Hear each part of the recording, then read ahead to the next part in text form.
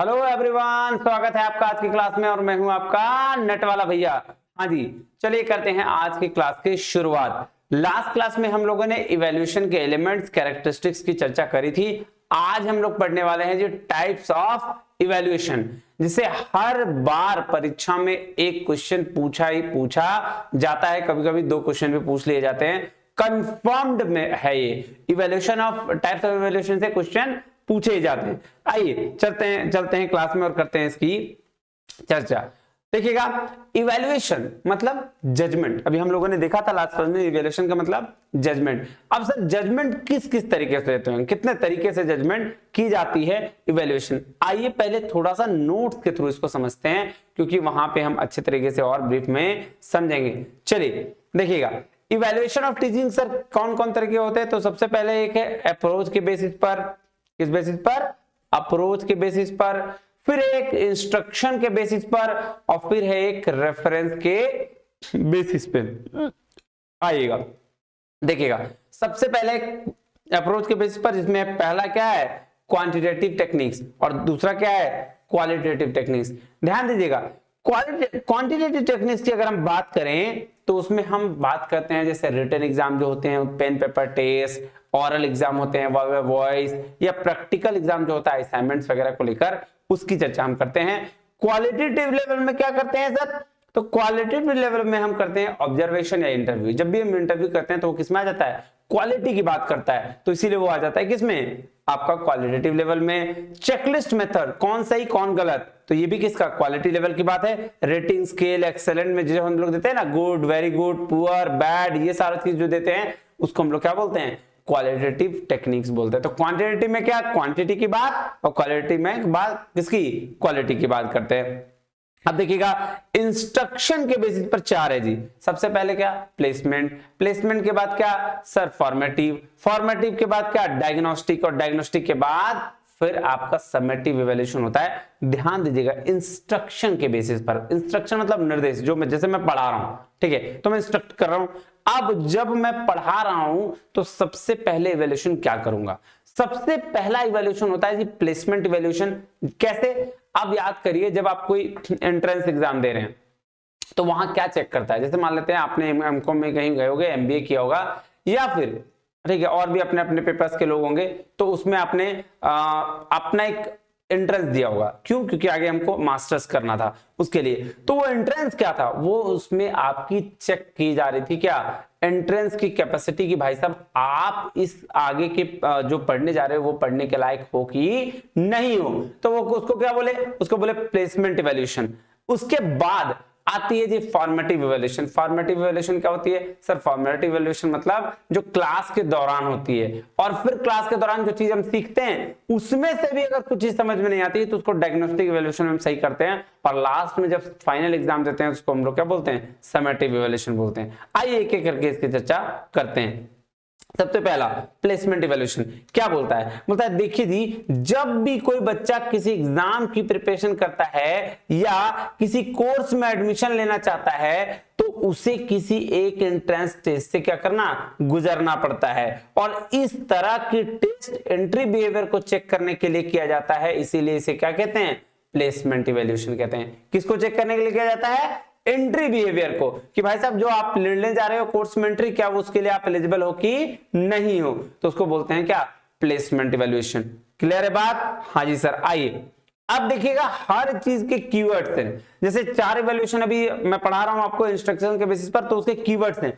ये कीवर्ड आपको जहां भी आपको दिखे वो क्या करना है? इस बेसिस पर आपको देख लेना है कि जहां एंट्री बिहेवियर आपको वर्ड दिख गया, जहां आपको एंट्रेंस टेस्ट वर्ड दिख गया, जहां आपको judgment on the basis of previous knowledge word दिख गया, इसको आपको देखते क्या करना है सर? प्लेसमेंट इवैल्यूएशन होगा, इसका पता लग जाना है। नहीं तो ये कीवर्ड्स याद रखिएगा। उसके बाद क्या? उसके बाद है जी formative evaluation.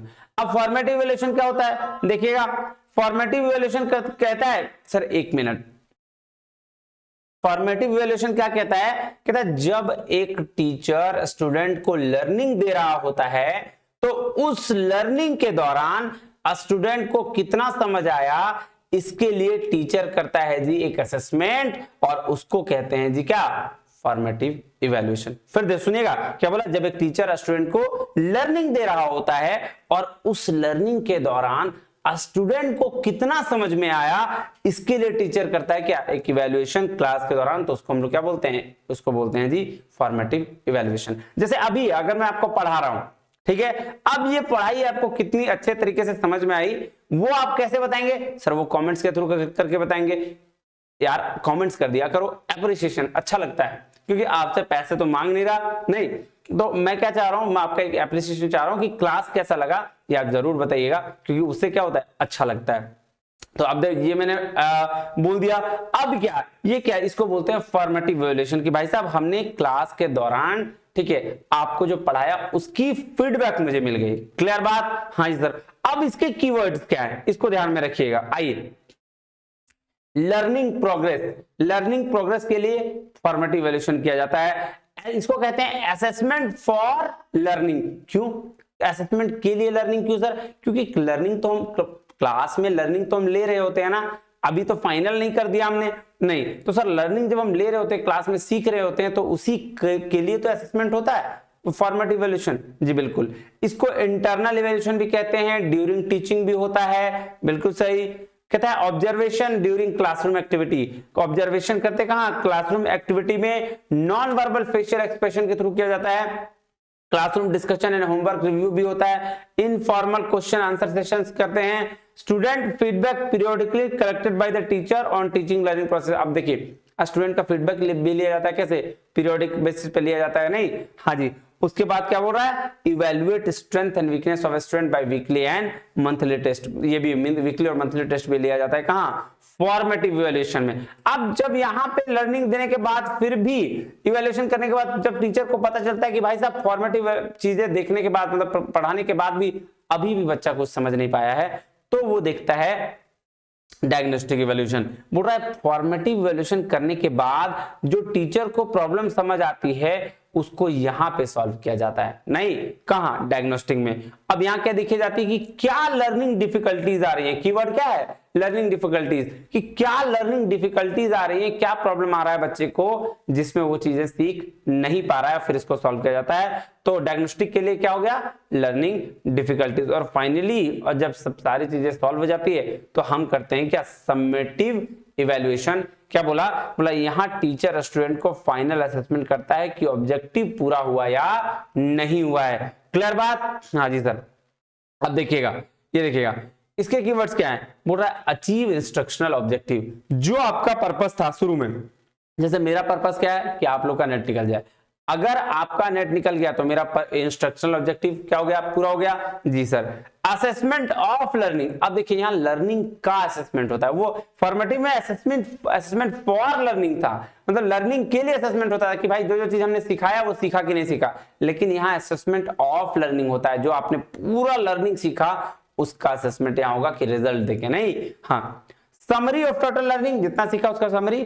How much student learn over a period of time, एक पीरियड ऑफ टाइम में स्टूडेंट ने कितना सीखा, यहाँ पे इसको बोलते हैं फाइनल एग्जाम, प्रैक्टिकल एग्जाम आता है, और एक्सटर्नल इवैल्यूएशन भी बोलते हैं। क्लियर हो गई बात? जी sir.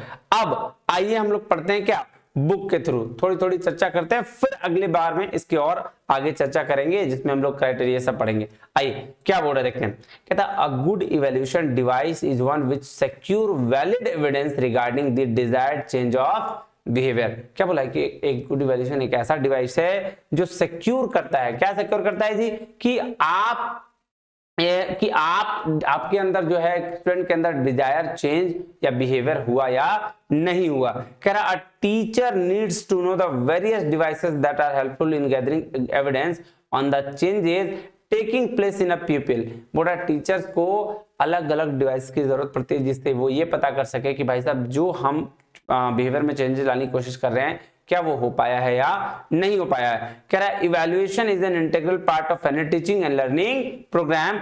Whenever question is asked and answer evaluation take place, thus both teaching and evaluation overlap and merge into each other। merge किसमें जाता है, एक दूसरे में merge हो जा रहा है। कह रहा है in fact it is not possible to have teaching learning without evaluation। बोला teaching learning without evaluation करना पॉसिबल ही नहीं है। And the following table depict the categorization of evaluation that is very important from the NTA NET exam point of view. NET के exam point of view से ये सारे जो है इवैल्यूएशन आपके बहुत जरूरी है। देखिए अप्रोच के बेसिस पर क्वांटिटेटिव पढ़ लिया हमने सर। अकॉर्डिंग टू फेजेस ये भी अभी थोड़ा थोड़ा देखा है हमने, अभी और देखेंगे। फिर रेफरेंस अकॉर्डिंग टू नेचर के बेस पर है, नॉर्म रेफरेंस, क्राइटेरिया रेफरेंस आगे पढ़ेंगे।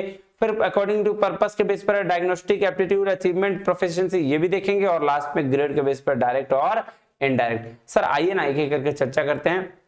जी बिल्कुल, तो चलिए on the basis of approaches, approach के बेसिस पर क्या देखा था हमने सर? देखिए एक तो क्वांटिटेटिव देखा था। क्वांटिटेटिव में हमने देखा कि जो रिटन एग्जामिनेशन होते हैं इसके अंदर आते हैं, ओरल एग्जामिनेशन इसके अंदर आते हैं, प्रैक्टिकल एग्जामिनेशन इसके अंदर आता है। और क्वालिटेटिव में हमने क्या देखा? क्वालिटेटिव में देखा सर ऑब्जर्वेशन और इंटरव्यू जो आता है। तो ऑब्जर्वेशन और इंटरव्यू कैसे लेते हैं सर? पर्सनली जब जाके हम किसी का इंटरव्यू ले या किसी को ऑब्जर्व करें तो उसकी क्वालिटी की बात हम कर रहे हैं, बिल्कुल, तो वो क्या हो जाएगा? क्वालिटेटिव टेक्निक्स हो जाए। दूसरा चेकलिस्ट, सही या गलत, ये वाला। फिर रेटिंग स्केल, रेट देना, नहीं ये भी क्या है?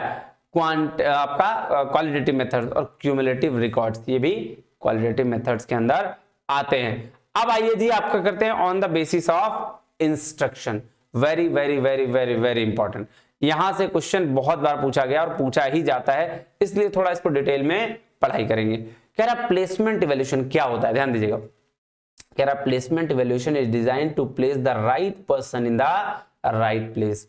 पूरा प्लेसमेंट इवैल्यूएशन क्या है? इस तरह से डिजाइन किया जाता है कि सही पर्सन को सही जगह में भेज दिया जाए। जैसे अगर मैं बात करूं कि आप नेट निकाल लोगे तो आप एक असिस्टेंट प्रोफेसर बनने के लायक हो जाओगे, यही चीज है। और इसीलिए नेट का एग्जाम डिजाइन किया गया है कि जो राइट पर्सन है यानी राइट लोग जो अच्छे पढ़ाने में समझ में आता है उनको, वो क्या करे? राइट प्लेस पर प्लेस्ड हो जाए। बिल्कुल समझ में आई बात? हाँ जी सर। तो इसीलिए कोई भी प्लेसमेंट इवैल्यूएशन इस तरह से डिजाइन होता है कि जहां जिसकी वैल्यू है वो वहां जाके पहुंच जाए। कह रहा है it ensures the entry performance of the people. क्या इंश्योर करता है? Entry performance, entry behaviour. कह रहा the future success of the instructional process depend on the success of placement evaluation. Placement evaluation के बेस पर फ्यूचर सक्सेस डिपेंड करता है। It aims at evaluating the people entry behaviour in the sequence of the instruction. Entry behaviour की बात कर रहा है। कह रहा है इन other words the main goal of such evaluation is to determine the level और the position of a child in the instructional sequence. किसमें? इसी में, इंस्ट्रक्शनल सीक्वेंस में। नहीं, क्या डिटरमाइन करना है जी? डिटरमाइन करना है पोजीशन ऑफ द चाइल्ड की भाई साहब कहां है, किस जगह, किस प्लेस पे वो रहता है। नहीं, कह रहा sometimes past experiences which inspire for present learning also lead to the further placement in a better position or admission. This type of evaluation is helpful for admission people in the new course of instruction. आइएगा examples देखिए क्या है sir? Aptitude test है, self reporting है, observational है, medical entrance exam है, engineering और agriculture entrance exam है। तो सारे एंट्रेंस एग्जाम इसके अंदर आ जाएंगे। आइएगा जी नेक्स्ट चले।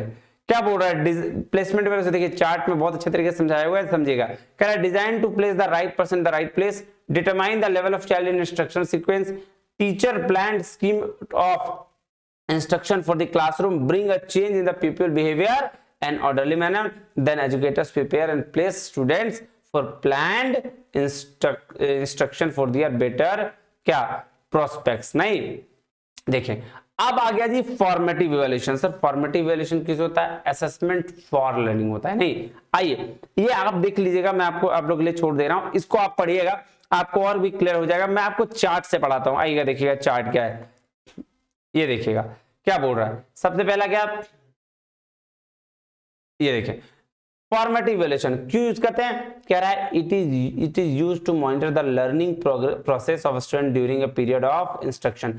जब इंस्ट्रक्शन दे रहा होता है एक टीचर या इंस्ट्रक्टर, तो उस समय जो लर्निंग प्रोसेस चेक करी जाती है या फिर इवैल्यूएट किया जाता है उसको हम लोग बोलते हैं formative evaluation. But it provides the continuous feedback to the both teacher and the student concerning learning successes and failure while instruction is in process. बोल रहा है क्या कि कंटिन्यूअस फीडबैक देता है टीचर को भी और स्टूडेंट को भी। कह रहा है feedback to the students provide reinforcement of successful learning and identify the specific learning errors that need correction. बोल रहा है स्टूडेंट्स को फीडबैक देने का मतलब भाई साहब जब एक टीचर स्टूडेंट को फीडबैक देता है कि भाई साहब कि तुम कहां गलती कर रहे हो और उस गलती पे कहां सही करने की जरूरत है।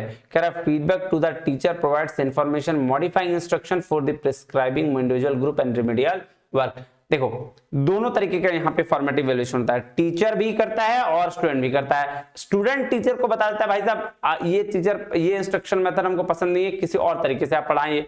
स्टूडेंट को पता चल जाता है तो स्टूडेंट क्या गलती करता है वो टीचर बताता है कि भाई साहब तुम यहाँ गलती ये किए हुए हो, इस गलती को तुम ऐसे इसको सुधार लो। कह रहा है it aims eight improvement of the instruction, किसके लिए, इंस्ट्रक्शन के इंप्रूवमेंट के लिए। बात समझ में आई? आइए देखिएगा कैरेक्टरिस्टिक्स ऑफ फॉर्मेटिव इवैल्यूएशन, क्या कैरेक्टरिस्टिक्स दिया हुआ है समझते हैं। क्या कह रहा है? कह रहा है it is an integral part of learning process, बिल्कुल सही बात है। It occurs frequently during the course of instruction, it results are made immediately known to the learners. कह रहा है it may some take form of teacher observations only, it reinforce the learning of students, pinpoint difficulties face by the weak of learner.